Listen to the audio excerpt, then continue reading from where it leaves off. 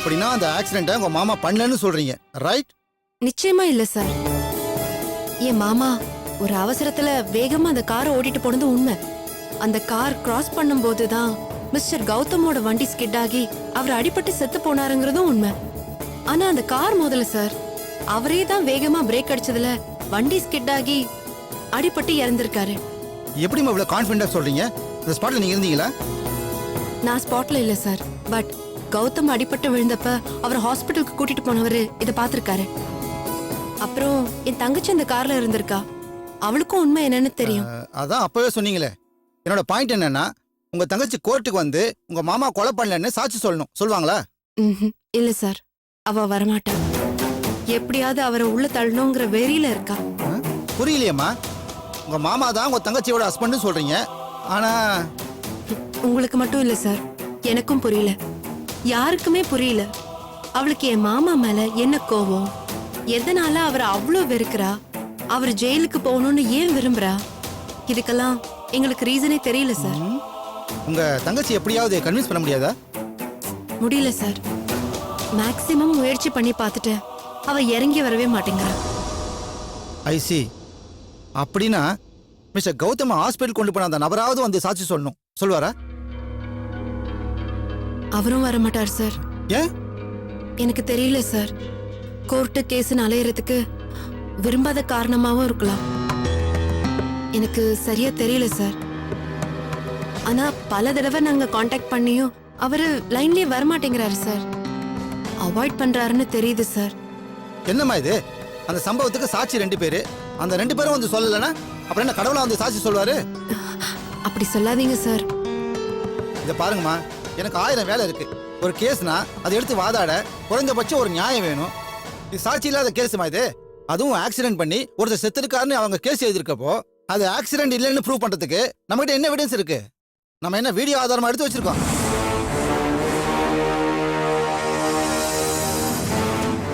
Sir, இப்ப என்ன சொன்னீங்க? நான் என்னத்தமா சொல்றது? கைவசம் ஏதாவது வீடியோ ஆதாரம் எடுத்து வச்சிருந்தா அதை போட்டு காட்டி உங்க மாமாவை வெளியே கொண்டு வந்துடலாம். மற்றபடி அவர் வெளியே வரதுக்கு வாய்ப்பே இல்லைம்மா. சார், எனக்கு ஒரு ஐடியா தோணுது சார். ஆக்சிடென்ட் நடந்த இடம் ஒரு சிக்னலுக்கு பக்கத்துல சார்.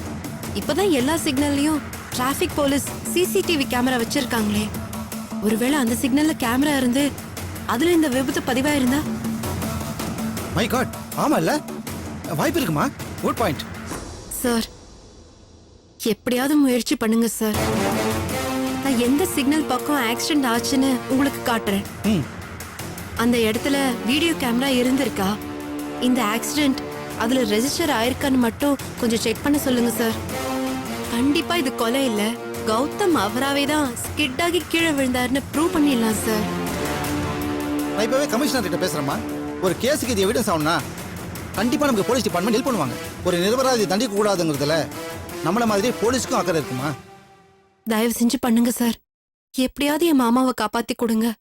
உங்களை நான் கெஞ்சி கேட்டுக்கிறேன். ஓகேம்மா.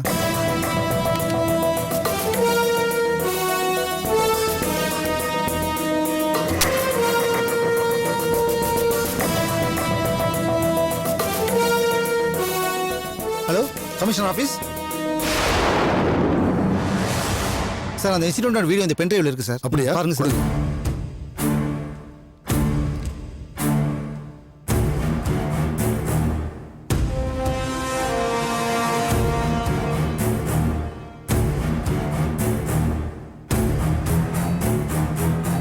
எந்த ஃபோல்டர் சார்? இந்த ஃபோல்டர் இல்லை சார், 3வது ஃபோல்டர் போங்க.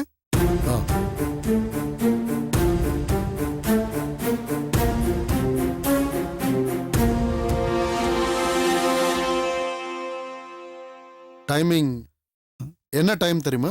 டைமிங் வந்து ஆஃப்டர் 12 o'clock இருக்குமா? இருக்கும் சார். 12 o'clock sir. இதான் சார், இதே தான் சார் சொன்னேன்.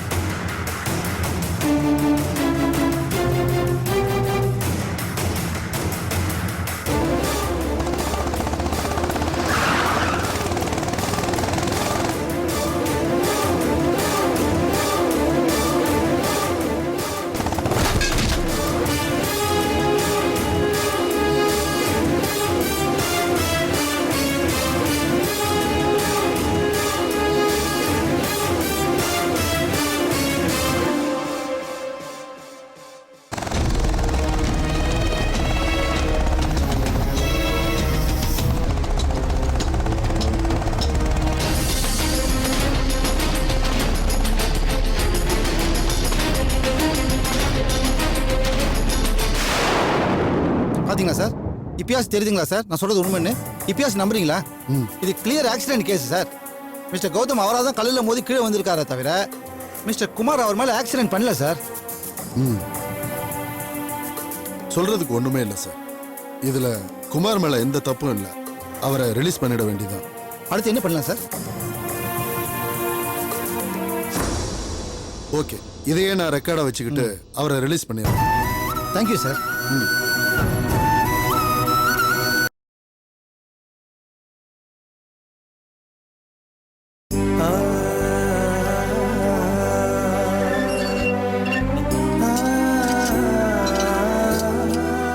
ஒண்ணும் இல்ல குமார், ஒண்ணும் இல்லப்பா. எல்லாம் முடிஞ்சு போச்சு. உன் மேல எந்த தப்பும் இல்லைன்னு இன்ஸ்பெக்டர் ஐயாவுக்கு தெரிஞ்சிருச்சு. அதனாலதான் உன்னை வெளியில விட்டுட்டாரு. எப்படி S mister Kumar, I am sorry. உங்க ஒய்ஃபே உங்களுக்கு எதிராக கம்ப்ளைண்ட் பண்ணதுனால வேற வழி இல்லாம நான் உங்களை அரெஸ்ட் பண்ண வேண்டியதா போச்சு. பட் உங்க நல்ல நேரம், நீங்க அவரை கொலை பண்ணலன்னு ஆதாரப்பூர்வமா நானே பார்த்துட்டேன். எப்படி சார்? அந்த ஆக்சிடென்ட் நடந்த இடத்துல இருந்த சிக்னல்ல கண்காணிப்பு கேமரா மூலமா நடந்தது ஆக்சிடென்ட் தானே எங்களுக்கு ப்ரூஃப் கிடைச்சிருச்சு. இந்த ஐடியாவை கொடுத்தது காயத்ரி தான். அவங்க மட்டும் இதை பத்தி யோசிக்காம இருந்திருந்தா இந்நேரம் நீங்க கோர்ட்ல தான் போய் நின்று இருப்பீங்க. ரொம்ப நன்றி சார். நீங்க நன்றி சொல்றதா இருந்தா எனக்கு சொல்லாதீங்க, காயத்ரிக்கு சொல்லுங்க. அவங்க மட்டும் இல்லைன்னா இந்நேரம் நீங்க என்ன இருப்பீங்கன்னு எனக்கே தெரியாது. எல்லாம் ஆண்டவ சித்து சார். இப்ப கூட நீங்க என்ன வெளில வர சொன்னோன்னே கௌரி தான் மனசு மாதிரி ஒத்துக்கிட்டாலோன்னு நினைச்சேன். அவளை பத்தி பேசாத குமார். அவையும் பொண்ணே இல்ல. விட்டுடு, விட்டு தலைமொழிகிடுன்னு சொல்றேன். மாமா, ஏன் மாமா? கடவுள் உங்க பக்கம் இருக்காரு குமார். இல்லனா இப்படி ஒரு பாசிபிலிட்டி இருக்கிற விஷயம் யாருக்குமே தோணி இருக்காது. அது காயத்ரிக்கு நல்ல மனசு இன்ஸ்பெக்டர். தப்பு செய்யாத ஒருத்தன் கஷ்டப்படக்கூடாதுன்னு மனசார நினைச்சா.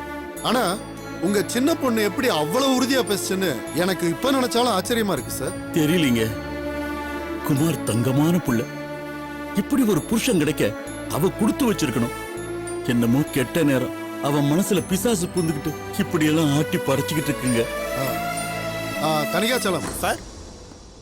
S sir. லேடி கான்ஸ்டபிள் சித்ராவை சரி. ஹோமுக்கு போக சொல்லி இவங்க சரி, பொண்ணு கௌரியை கூட்டிட்டு போய் சாரோட வீட்டுல விட்டுட்டு வர சார். Okay sir. ஐயா வேண்டாயா, அவ வேண்டாயா. அவ அங்கேயே இருக்கட்டும், இல்ல வேற எங்கேயாவது இருக்கட்டும். இனிமே அவ எங்களுக்கு வேண்டாங்க. மாமா, ஏன் மாமா? உங்களுக்கு வேணா எப்படியோ, ஆனா எனக்கு கௌரி தொட்டு தாலி கட்டின பொண்டாட்டி. அவ என்ன புரிஞ்சுக்கிறானோ புரிஞ்சுக்கலையோ, அவ கூட தான் நான் வாழ்ந்தாகணும். அவ வேண்டாம் நான் சொல்ல முடியாது சார். எல்லாம் நல்லபடியா முடிஞ்சிருச்சு. சந்தோஷமா வீட்டுக்கு கிளம்பி போங்க சார். நன்றி சார். நாங்க கிளம்புறோம் இன்ஸ்பெக்டர். உங்க உதவியை மறக்கவே மாட்டோம். பரவாயில்ல சார், கிளம்புங்க. Okay sir. வாங்க சரி. சார். Thank you sir.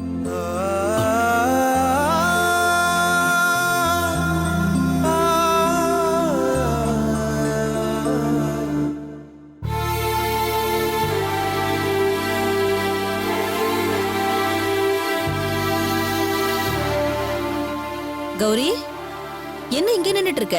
கிளம்பலையா இன்னும் நீ? கிளம்பலையானா? எங்க மேடம்? சரிதான். அதான் உங்க மாமா தப்பு பண்ணலன்னு போலீஸ் முடிவு பண்ணி ரிலீஸ் பண்ணிட்டாங்கல்ல. இனிமே உனக்கு இங்க என்ன வேலை? உன்னை வீட்டுக்கு கூட்டிட்டு போறதுக்காக ஆள் வந்துட்டு இருக்காங்க. வீட்டுக்கா? ஏமா, வந்த வேலை முடிஞ்சிடுச்சுன்னா வீட்டுக்கு தானே போனோம். மேடம், உங்ககிட்ட நான் என்ன பத்தி எல்லாமே சொல்லிருக்கேன். நீங்க இப்படி கேக்குறீங்கன்னு எனக்கு கஷ்டமா இருக்கு. கௌரி, நீ சின்ன பொண்ணுமா. நீ உணர்ச்சி வசப்பட்டு பேசுறதெல்லாம் நான் பெருசா எடுத்துக்க முடியுமா? இல்ல மேடம், நான் சின்ன பொண்ணும் இல்ல, உணர்ச்சி வசப்பட்டு பேசவும் இல்ல. தெளிவா நான் யோசிச்சுதான் எங்க வீட்டை விட்டு வெளியில வந்தேன். என் வீட்டுக்காரரு ஒரு கொலை பண்ணிருக்காரு. அவருக்கு நான் தண்டனை வாங்கி கொடுக்கணும்னு நினைச்சதுக்கு ஒரே காரணம், ஒரு குற்றவாளி தப்பிச்சிட கூடாதுங்கிறதுக்காக தான். நான் என்ன பத்தி யோசிக்கவே இல்ல. எனக்கு எங்க அப்பா அம்மா புருஷன் யாருமே முக்கியம் இல்ல. அப்படியெல்லாம் இருந்துட முடியாது கௌரி. ஏன் மேடம் முடியாது? ஒரு அயோக்கிய கூட்டத்துக்கு நடுவுல போய் வாழணும்னு இப்படி இறக்கமே இல்லாம சொல்றீங்களே, இது எப்படி மேடம் முடியுது உங்களால? பாத்தியா, இப்பதானே சொன்னேன் உணர்ச்சி வசப்படக்கூடாதுன்னு. ஐயோ, நிச்சயமா நான் அப்படி இல்லங்க. சொன்னா புரிஞ்சுக்கோங்க. எனக்கு அவங்க யாரையுமே பிடிக்கல. என்னால உங்க வீட்டுல போய் இருக்கவும் முடியாது. அடம் பிடிக்காதம்மா, போலீஸ் வந்துகிட்டு இருக்காங்க. உன்னை கூட்டிட்டு போறதுக்கு தான் அவங்க வராங்க. வரமாட்டேன், முடியாதுன்னு அவங்க கிட்ட சொல்ல முடியாது. மேடம் ப்ளீஸ், உங்களுக்கு கெஞ்சி கேட்டுக்கிறேன், திரும்பவும் என்ன அந்த நரகத்துல தள்ளிடாதீங்க.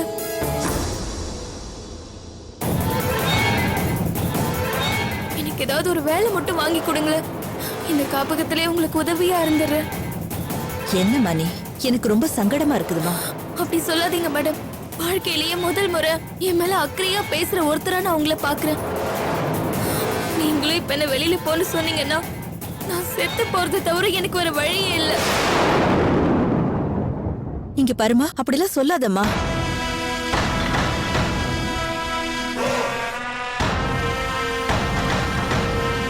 சரி, நான் ஒன்னு சொல்றேன், நீ கேக்குறியா? என்ன சொன்னாலும் கேக்குறேன் மேடம். அப்படின்னா போலீஸ் வந்ததும் நீ உடனே கிளம்பு. முரண்டு பிடிக்கிற மாதிரி எதுவும் பேசாத. எனக்கு 2 நாள் டைம் கொடு. நானே உனக்கு வேலைக்கு ஏற்பாடு பண்ணிட்டு உனக்கு ஃபோன் பண்றேன். மேடம், நான் சொன்னா அதை செய்வேன். என்ன நம்பு, சரியா? உங்களை தவிர இப்ப நான் வேற யாரையும் நம்பக்கூடிய சூழ்நிலையில இல்ல மேடம். என் வீட்டுக்காருக்கு கண்டிப்பா தண்டனை கிடைக்கணும்னு நினைச்சேன். ஆனா என்னவோ தகுடு திட்டம் பண்ணி அவரு வெளியில எடுத்திருக்காங்க. இந்த சூழ்நிலையில நான் அந்த வீட்டுக்கு போனேன்னா என்ன அவங்க என்ன வேணா செய்வாங்க. புரியுதுமா, உன் சூழ்நிலை எனக்கு நல்லா புரியுது. மேடம், எனக்கு எப்படியாவது ஒரு வேலை மட்டும் ஏற்பாடு பண்ணுங்க. நான் உங்க கால்ல வேணா கௌரி, விழுறேன். என்னம்மா இதெல்லாம்? கண்டிப்பா 2 நாள்ல உனக்கு வேலைக்கு ஏற்பாடு பண்ணிட்டு நான் உனக்கு ஃபோன் பண்றேன், சரியா? என்ன நம்பு. வா வாமா. வெயிட் பண்ணு கௌரி, அவங்க வந்துருவாங்க. மேடம், வாங்க. இன்ஸ்பெக்டர் இவங்களை கூட்டிட்டு வர சொன்னாங்க மேடம். இதுல ஒரு சைன் பண்ணிட்டு கூட்டிட்டு போங்க. ஓகே கௌரி, நீ இதுல சைன் பண்ணு.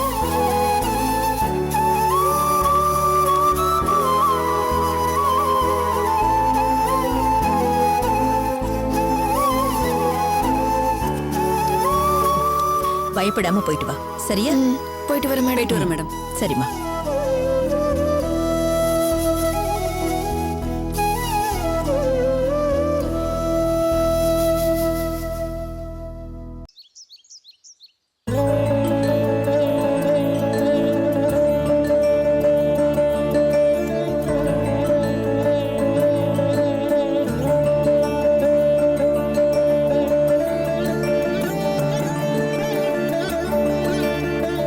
குமார்,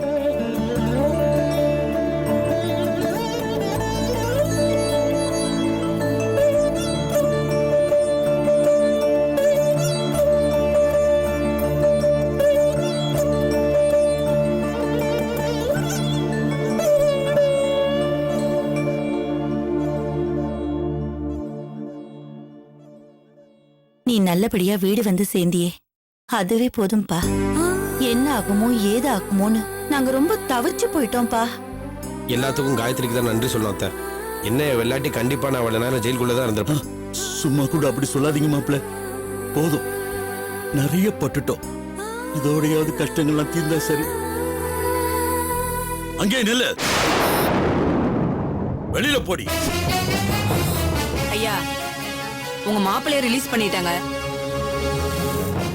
அதனால இவங்கள ஹோம்ல இருந்து அனுப்பிச்சிட்டாங்க. வீட்ல விட்டுட்டு வர சொல்லி இன்ஸ்பெக்டர் சொன்னாரு. எனக்கு இவ வேண்டாமா? இவ என் பொண்ணே இல்ல. கூட்டிட்டு போயிடுங்க.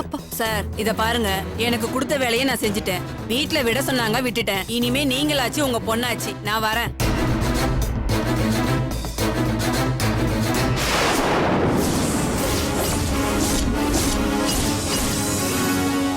நில்லு. எங்கடி உள்ள போற? வெக்கமால உனக்கு? மாமா, எதுக்கு இங்க வந்த? அப்படியே எங்கேயாவது ஓடி போய் ஆத்துலயோ குளத்திலயோ விழுந்து செத்து தொலைய வேண்டியது. ஐயோ, மாமா, நீங்க சும்மா இருக்க மாப்ள. இவள பார்த்தாலே பத்திக்கிட்டு வருது. எனக்கும் கஷ்டமா தான் இருக்கு. தொலை எடுத்து பாருங்க, இந்த வீட்ல கூட்டிட்டு வந்து விட்டுட்டாங்க. அதுக்கு நானா பொறுப்பு? ஏண்டி இப்படி எல்லாம் பண்ற? நாங்க உனக்கு என்ன துரோகம் செஞ்சோம்? இப்படி ஒரு அப்பாவிய துன்புறுத்துறியே, உனக்கு எப்படி மனசு வந்துச்சு? யாரு இந்த ஆளு அப்பாவி? படுபாவின்னு சொல்லுங்க, சரியா இருக்கும். மாமா, ஏன் மாமா விடுங்க மாமா. என்ன நல்ல ஒரு விஷயம் போடுறீங்களா? அப்படியே அரை கிலோ அனுதாபத்தை சேர்த்து என்ன தொகுதியில போய் நிக்க போறீங்க? எங்க நீனாலும் டெபாசிட் தேராது. ஏன் கௌரி, ஏன் என்கிட்ட மட்டும் இப்படிலாம் பேசுற? இல்ல நான் என்ன பாவம் செஞ்ச உனக்கு? ஏன் இப்படி தேடி தேடி பழிவாங்கற? எத்தனை வாட்டி சொல்லுறது, எத்தனை பேர்கிட்ட சொல்லுறது, என் மனசுல உன்னை தவிர வேற யாரும் இல்லைன்னு. மனசுல இருக்கிறத வார்த்தையா தான் சொல்ல முடியும். வேற எப்படிதான் நான் ப்ரூவ் பண்றது? சொல்லு கௌரி. நிறுத்துறீங்களா? நான் இத கேட்கவே இல்லையே. கௌரி, ஏய், உன்கிட்ட நான் பேசினேனா உன்னை பத்தி பேசினா மட்டும் என்கிட்ட பேசு, தேவையில்லாம என்கிட்ட பேசாத. என்ன நடக்குது தெரியும்? என்னடி அம்மா என்னடி பேசிட்டே போற? வேணாம்மா. அவ என்னடி நினைச்சிட்டு இருக்கா மனசுல? அம்மா கொஞ்சம் அமைதியா இருமா. இல்ல ஒரு நிமிஷம் கூட நீ இந்த வீட்ல இருக்க முடியாது. வாடி. அம்மா, கோவிலியா? அம்மா, நீ என்ன தொட்டத சொல்லிட்ட. உனக்கு அந்த உரிமையே இல்ல. கல்யாணம் ஆன அன்னைக்கு நைட்டே சொன்னேன், ஊருக்காக கட்டின தாலிய சொந்த நினைக்காதன்னு. ஞாபகம் இருக்கல்ல? இப்போ இந்த நிமிஷம் வரைக்கும் உன் விரல் நுனி கூட என் மேல பட்டதில்ல. ஏன் தெரியுமா? உன்னை பழி வாங்குறதுக்காக எடுத்திருக்கிற ஆயுதமும் அதான். காலம் பூரா நான் தான் உனக்கு பொண்டாட்டியா இருப்பேன். காலம் பூரா உன்னை தொடவும் விட மாட்டேன். இத நினைச்சு நினைச்சு உன் மனசுல செத்து செத்து பொழைக்கணும். இதுதான் நான் உனக்கு கொடுக்கிற தண்டனை. உன் மூலமா எங்க அப்பா அம்மா கொடுக்கிற தண்டனையும் இதுதான். கௌரி,